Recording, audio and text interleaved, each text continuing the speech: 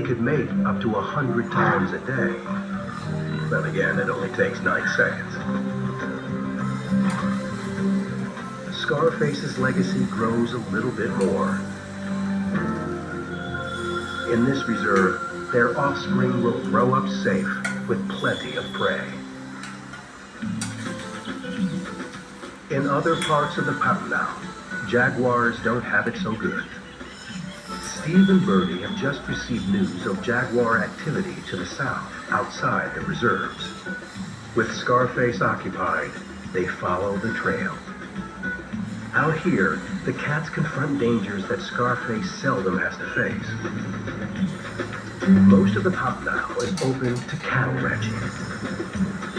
Jaguar territory is filled with an unnatural, irresistible prey.